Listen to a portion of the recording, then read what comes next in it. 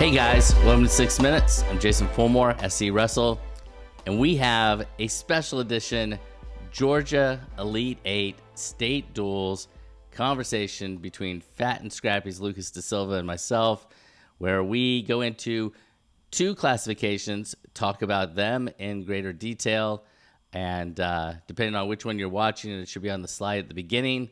And there's a couple of cuts so that I could do an intro and a conclusion that will be the same for all of them. But the middle chunk is actually all new information, depending on whichever classification you chose. First, congratulations to all the teams that punched their ticket to the Elite Eight. It's going to be a fun weekend in Georgia, all over the place, because the Georgia High School Activities Association doesn't host it all in one location, meaning that if you're interested in a Jefferson-Cass matchup or a potential 5A matchup there, you're going to have to be in Jones County and not somewhere else. And, from my perspective, that's a shame, because I want to see all these duels. They're going to be a ton of fun, and we expect some Cinderella stories, and looking forward to some outstanding both individual and dual matchups. One thing I want to say before I kick this off, and I don't want to take too long because Lucas and I have a tendency to talk too long, is that if you're interested in like the brackets and the potential lineups, you can go to SC Wrestle on the website and kind of look at that in greater detail. I did my own fans guide where I kind of broke it down. In this one, I kind of go back and forth a little bit with Lucas, but let him take the majority of the time talking about what he thinks as it relates to each of the individual each of the dual matchups. Hope you enjoy it. Best of luck this weekend. 8 teams with the girls now will crown dual state champions this weekend. Hope you make a run for it. Good luck. See ya. Bye. All right. Back with Lucas DeSilva. Fat and Scrappy's Lucas DeSilva. Hey, man. Wow, that's quite a pack of stuff you got there.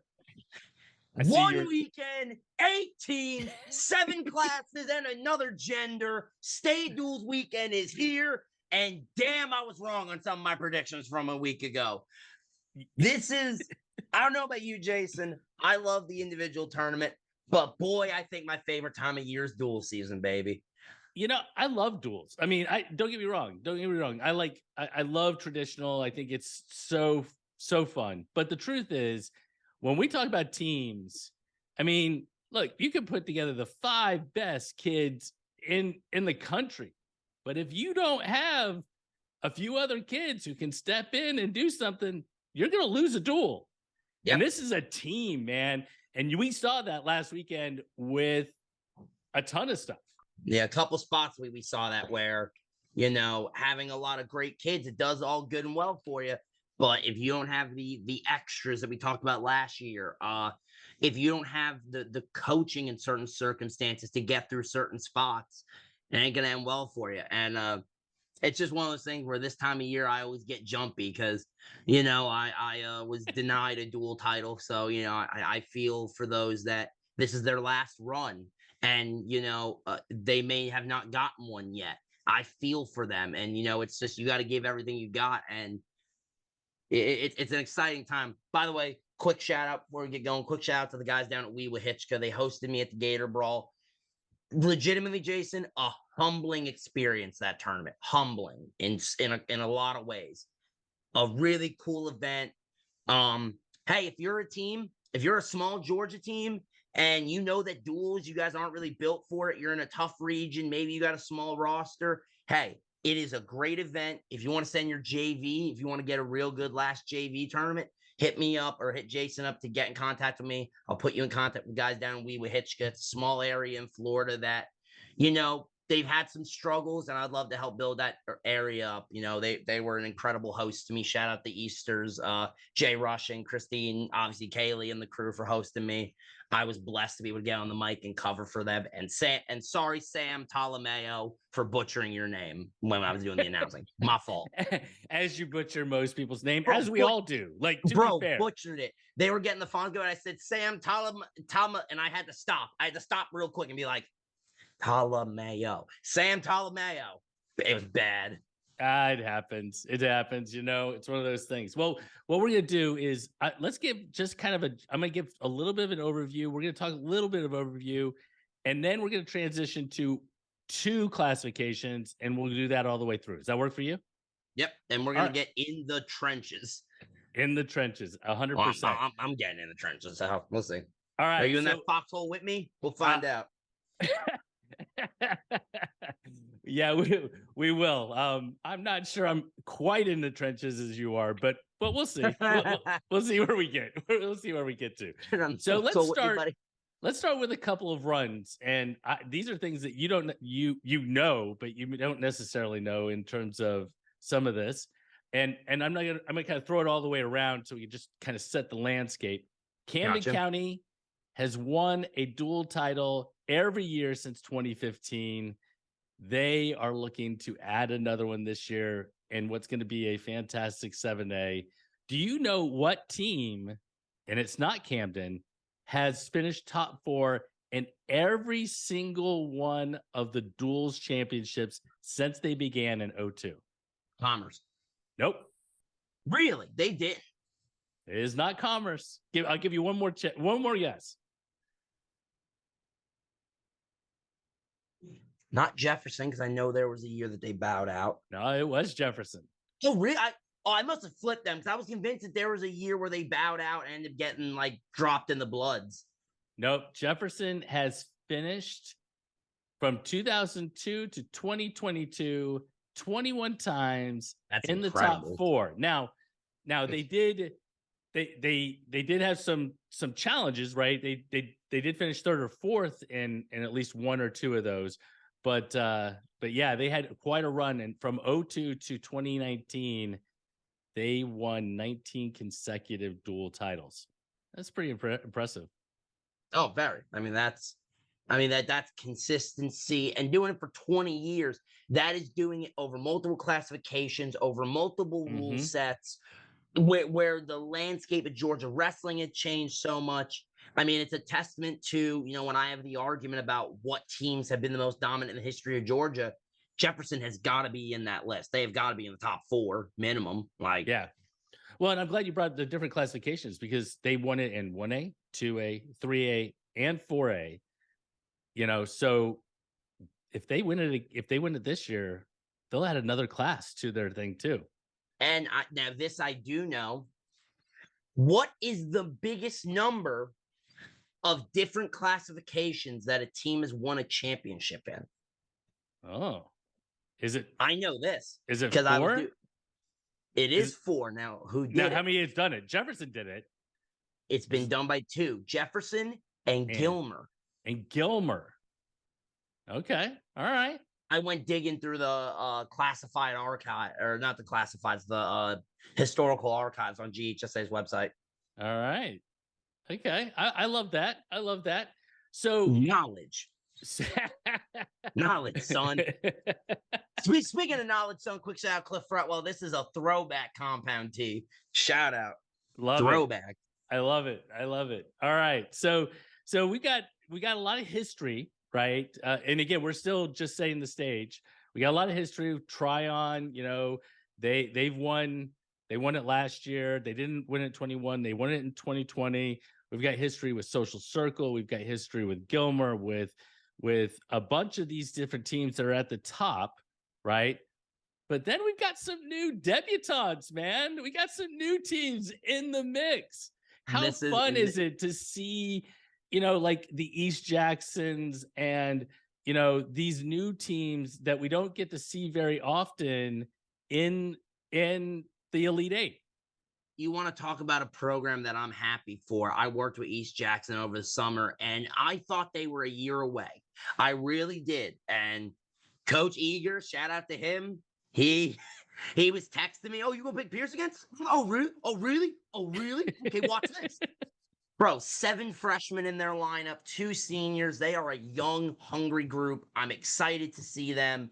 Even if they go 0-2 barbecue, you made it to the state duels. Right. This is an accomplishment that not every team gets, not every team has done. So it's exciting to see for sure.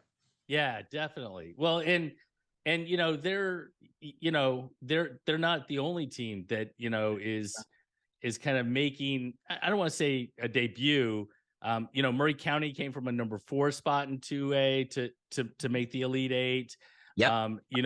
We've seen lots of teams kind of step Temple, in. White hot Temple, white, right? White hot. Yeah, no, 100%. So first, I think the thing that we want to say is congratulations to everyone who's gotten to this point. It is a fantastic team achievement. 8x8. That's 64. 64. Yep. So only 64 teams remain. That's right. Well, and I think the actual truth is it 63?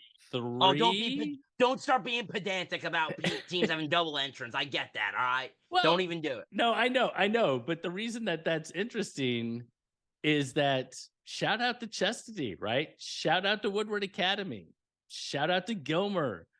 Those are all teams that have both a men's team and a women's team in the Elite Eight. Now imagine if one of them can do the double. Whoa, no, that'd be crazy, wouldn't it? So now that's a thing where you can do the double now. Now we got to start talking about, hey, is there something to be said that if you're going to be the real dominant power in Georgia, you got to hit the quad? Is that something that a team needs to look for? That would be a girls' duels title, a men's duels title, your team individual championship for the men and for the women. There's so many new possibilities that are here, and we are going to remember the names Campbell, Chastity, Carrollton, Woodward, Osborne, Gilmer, Jordan, Greenbrier, as this is the first 8. These are the groundbreakers. The first duels championship held in the girls division is between these 8, and it is up for grabs at Buford High School on the 20th. What more storyline do you need there? Wish it was down south. I'd love to go to it. All right, so let's jump to 4A, 7A. And let's go with 4A first. And your new favorite term, the Loveteers. The Loveteers are here. The Loveteers are here. Please make a shirt. Please, somebody do it. They are such a good team. I mean, really, not Coach Maldonado has not just only good. Yeah, but they're fun. They are. Yes, they're prim and proper. They go to the Lovett school. They all got money. Yes, but they are just a fun. Bro, come on! They are the epitome of if there was a high school movie going on right now. If we were in a high school movie, Lovett would be the bad guys because come on, let's be honest here. Dynamics, socio and economic dynamics of that school make them the villains. We're gonna leave it there. We'll leave it there. That's for you to decide at home. But I love it. Don't get into it. I love those guys. I love all of them. So this isn't like a diss to them. So please, someone make a Loveteer shirt, and if no one does it, I will do it. Maldonado, hit me up. I will make baby blue Loveteer shirts for individuals. Please, all right. I would love that. So Lovett has a history. And we're really looking back in time down in 2A and 3A and that sort of thing. But they have a history. They come in as a 1 seed. Chastity is your 2 seed. And just like the girls, it's really hard to know because we haven't seen a lot of results from Chastity. 3 seed? Boy, I'm telling you, the young Lions for Central Carroll are tough. And then probably the most intriguing for me first round matchup is North Oconee and Heritage. 2 solid teams and what might be the single best opening round matchup regardless of classification.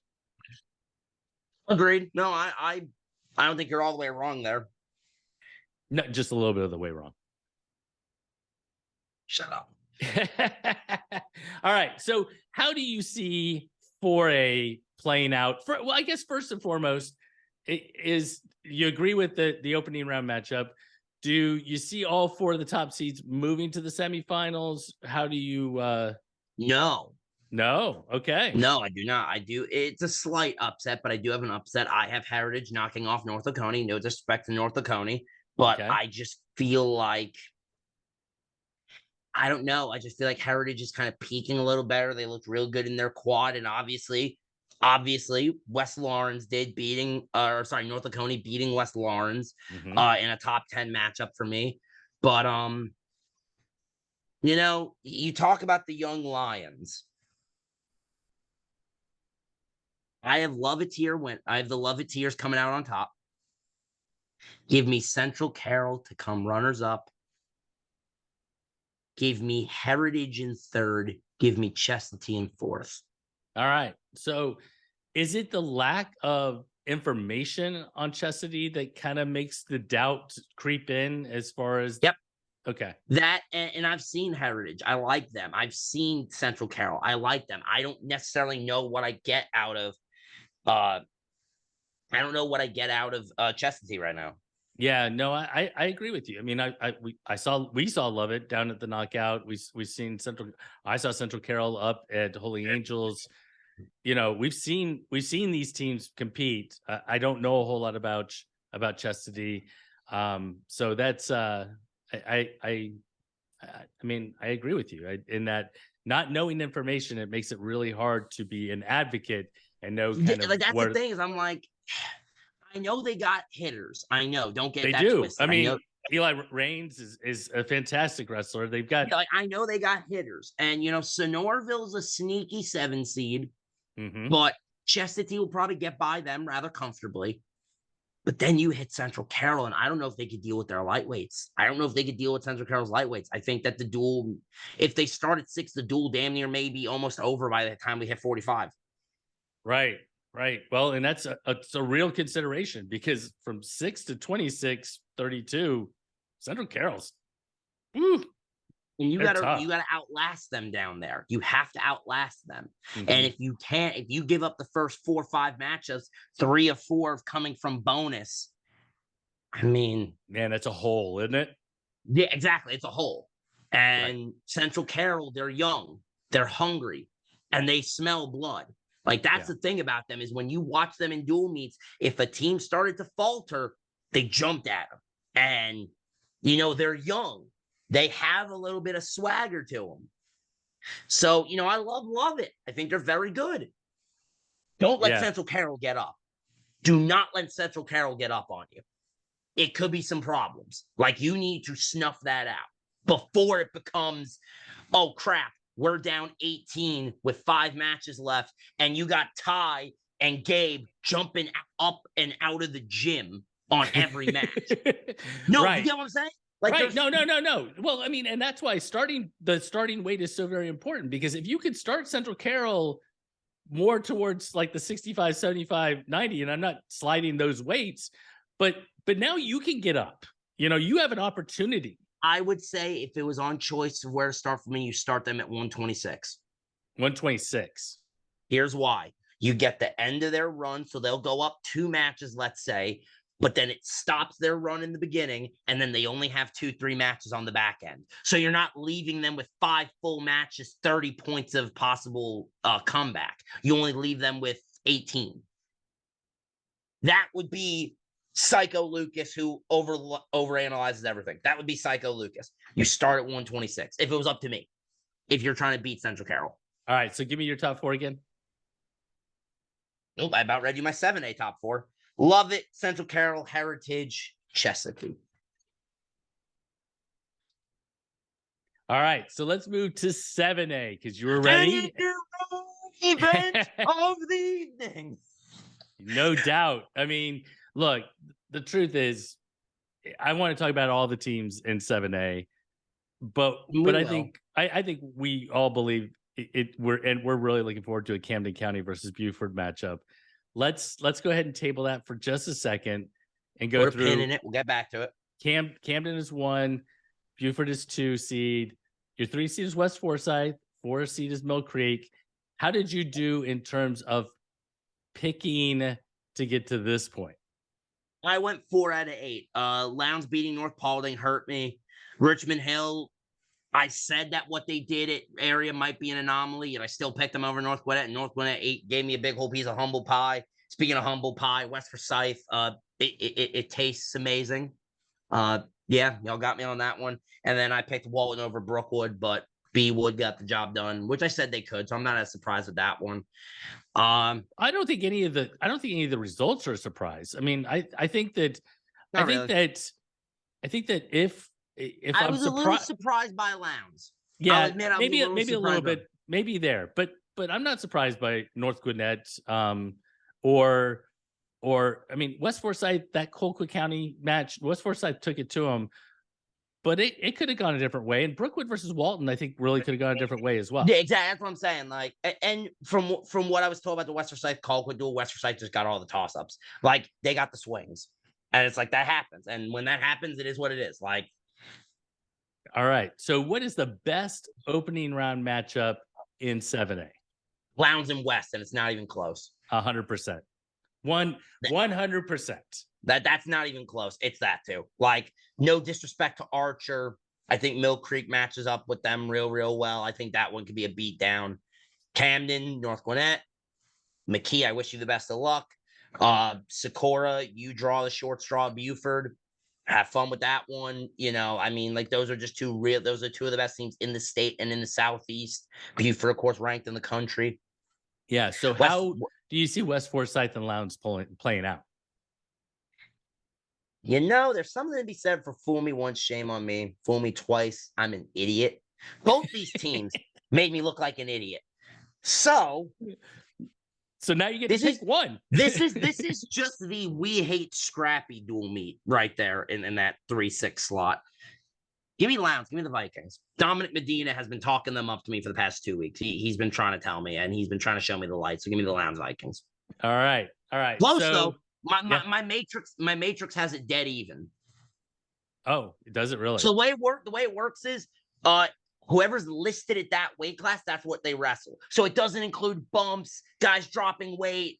So there's too many variations for you to be able to take all of that into account. You want me to build another 12 tabs of Excel? Really? No, nobody wants you to. All right. So it's 37 tabs already, brother. Like, talk to me about a really, really anticipated semifinal between Camden and Mill Creek. I think Mill Creek matches up worse. I don't think they match up well with them. Because, you know, so the 106 that everybody, including me, has forgotten is Bradley Patterson. Not me. If you would have let me finish my sentence. You've been talking to me about him. I just hadn't seen him and put two eyes on him or even really heard of him because, you know, Camden strategically plays hide and seek with everybody. Correct. That's how I'll call it. So, you know, Taquavius Mills, who is a really good 7A 106, he draws a short straw. Then you start looking at the rest of their lineup. You know, you start getting the guys a little bit further up the lineup, like Colin Weaver, Anthony Santos. Obviously Ryder Wilder. It becomes rough. And boy, I want to see Bambi bump, and I want to see Bambi and Wilder. I just want to see it. I'm curious. Like, I think Camden wins the duel regardless. So Wilder, do the right thing. Bump that, make that. The question you have to ask yourself is if it starts at say 65, right? Do you immediately try to get that matchup if you're Mill Creek? So that's the question. Is I think if you're Mill Creek, that might be the option. Like, if you start at 60, because can you imagine the momentum knocking off Ryder Wilder, one of their bigger point getters? And I'd say the upper weights, they're pretty even. So if you could steal some wins, maybe through 80, 90 at heavy, obviously with Aaron Garcia, you maybe go into the lightweights up. Yeah. But even then, you're going to run into... No, you're still going to have challenges. But the thing that makes it really interesting is, and this is what happened with Woodward last year. I think it was last year when Killick was your home run hitter. You're sitting on the bench and they never got to him. And in fact, they forfeited, and I don't remember what duel it was between Woodward and maybe Cass, but they didn't have to. Like, they didn't have to have it wasn't against Cass. It was against somebody. It was maybe against Woodland. And the point was is that he never got to have the impact on the duel that you want to have the impact on the duel. And if you get a chance to have Bambinelli match up with either Weaver or Wilder, I think you got to roll the dice and like go with it. You know what I mean? Well, especially because I think that there's a real good possibility that Bambinelli is the best wrestler in that duel meet. So there comes a point where you got to look at him and say, hey, do you want to go get this one? And if I know Bambinelli in the way I think I do, he's like gonna 100%. I want to, bro. He's foaming at the mouth at that opportunity for one of those matches, because when the whole thing happened with Mill Creek at the start of the year, certain people said things about Dom that I didn't. Other people around, and it got to peep. No, not you. No, not brother. Listen. I had Miss Bambinelli run up on me at the Super 32 qualifier and start yelling at me until I explained to her what I actually said, because people were telling her that I was basically calling her a cheat. And I was like, no, that's not what I said. Like, hang on. Like, that's the last thing I said. But I think he wants to shut some people up, just as if he has any more to prove, which he doesn't. But like, in the idea of just like, I know what some people have said about him when it comes to like, oh, well, he hasn't wrestled this guy. He didn't wrestle this guy. So yeah, I'm with you. I just think that he's a competitor and he wants to go out and get the match that is going to help his team the most. Whole-blooded killer. Like, all right.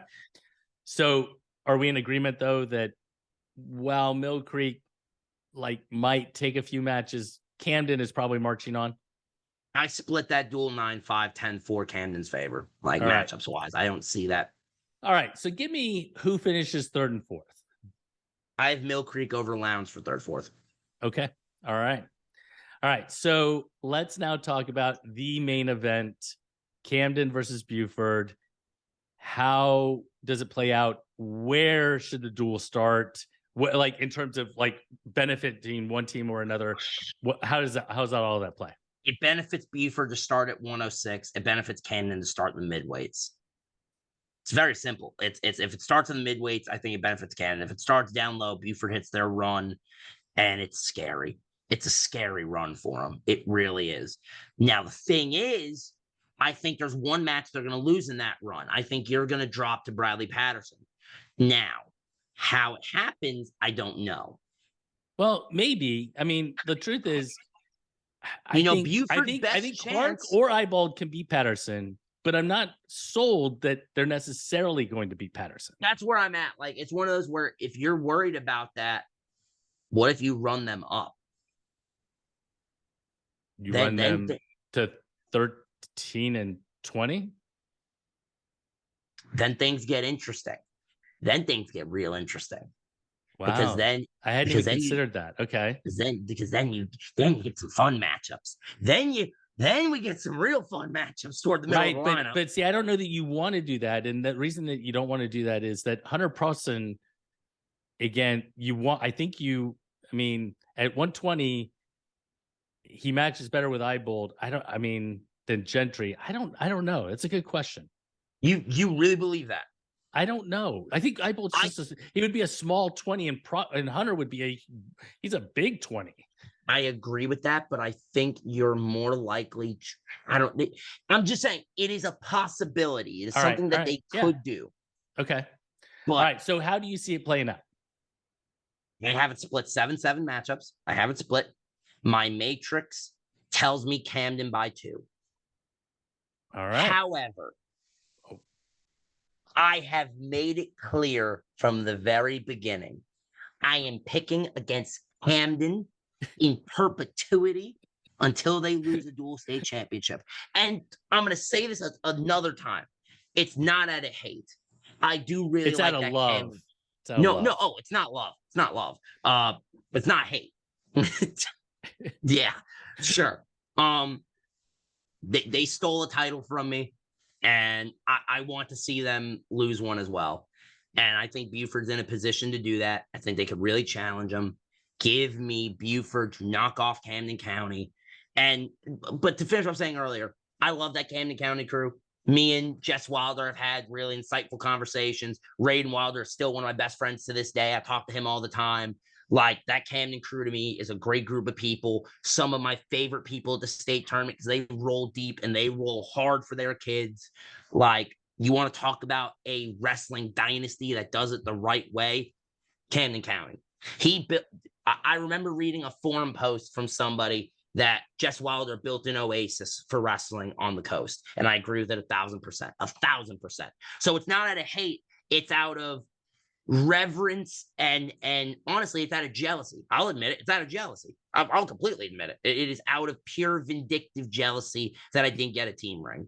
I'm honest. I'm so honest. Like, give me Buford. For anyone who's watching this, I'm sure they all know that they can go and watch what will likely be the 7A final at Buford High School between Camden and Buford on Saturday afternoon. If you don't know and you're kind of just stumbling across this, it is going to be a fantastic duel. It's a good bracket for 7A. But it would be a real shock if we didn't see those two teams competing against one another in what will likely go down as a fantastic dual meet between two of the best programs in the early 2020s. Wouldn't you agree? Oh, you want to talk about the possibility for this to be a where were you moment for Georgia wrestling? This is one of them. Yeah. This is one of those moments where the people in that gym are going to get a really, really special moment. Yeah. You know, all right. And so as we wrap it up, 4A and 7A, two really fun classifications. And we'll see kind of how it all plays out. I know this isn't going to go at the end of all of our other ones, but at the end of this one, just as a wrap up of state duels as a whole, what is it about the state duels that makes it so great? I think, in traditional, there's this kind of me mentality. And then that's the way it should be. You are hunting in February. You will be hunting for a state championship for yourself. This is to etch your name in the history books. And now, while you still do that in duels, you are etching you and 13 of your brothers, in some cases sisters, that you go to war with. These are the kids that you've bled with. These are the kids that, when things went wrong in my life, I went to my teammates. And I'd imagine for some of you, it's the exact same. Whether it's a bad home life, whether it's school being tough, whether it's, wrestling gives you this sense of community and confidence in yourself that I don't think a lot of sports do. And if you are one of these kids this weekend on these 64 teams lineup, since he wants to be pedantic about how many teams are there, enjoy this moment. It is a moment that leaves you very quickly. If you are a freshman, take it in. Take a moment to, while you're warming up, I'm getting goosebumps talking about it. I'm getting goosebumps. Like, take a moment to take it in and just look around and realize you are wrestling with the other top 7 teams in your classification for a state championship. And at the end of the day, no one can take that away from you. And if you're a senior and this is your last run, hey, you got to give everything you got and then some. This is where you got to be willing to go to the deepest, darkest parts of the ocean, where you got to go to the deepest, darkest parts of your mind in certain cases of what are you willing to give for the man next to you. It's duels for me is so. This to me is the most user-friendly thing about wrestling. If you want to build the sport of wrestling, to me, it's through duels. I love tournaments, but to me, it's through duels because it is, hey, we're from this area, you're from another area, we're booting your door down, and we're gonna handle you. Like we're gonna give you the smoke. Well, that's what I love about duels. And the level of strategy that's involved, the level of creating matchups that's involved, the trying to, this is the one environment where you're a kid who might be 7 and 12 on the year and are stepping in at 138 pounds. And your coach is like, I need you to fight for 6 minutes. Just fight for 6 minutes. Give me everything you've got. 1,000 takedowns. That's right. But you do not give up 6 points. 6 points is going to be the difference between us winning as a team or losing as a team. You- And you- it you know, involves everyone. That's what makes duels so great. it came in a losing effort, but one of my favorite duel stories was Colin Wagner, who, while my brother, gonna be in my wedding one day, when I eventually find someone to marry. um, he wasn't the best wrestler. Love that kid to death. We told him to go out there against Gaston Garrett, who's a killer from Camden, and not give up 6. And he gave up a decision. It was in a losing effort, but that moment as the clock was ticking down and Etheridge was jumping and pumping his little 4'9" fist in the air, I was losing my mind. Our whole cheering section was going ballistic, and he was getting this beaten out of him. He was down there eating some of the meanest cross faces I've seen in my life. Well, But he got up, legitimately bruised and cut on one side, got up. It's funny to me. and But it could have, again, and honestly, it could I have don't know if you been, guys could tell, but the hair's sticking up. Like it it's, could have been in a winning effort. I mean, oh my God, and if it was, everybody's he goes got a down in job to history. do. You know what I mean? Everybody's got a job to do. If we win that duel, he goes down in history. Like if we win that duel, he he's immortalized in the lore of Collins Hill. And that's the thing is, some of you, some kids are really good, but you don't have your legacy yet. This could be a legacy moment for you, helping lead your team to a state duels title. In certain cases, what we talked about, where they've never had one, or maybe it's been years since they have had one. This is where you mark your name in history. And Lucas, I want to see them all get after it. I appreciate you taking the time, man. It's been a lot of fun breaking down these duels with you. And you know what? I don't know that we'll talk next week after the whole thing is done, but maybe we'll revisit things once we pull back around to traditionals. How does that sound? Yeah, that sounds good for me. All right, man. You take care. Peace. See ya. See ya.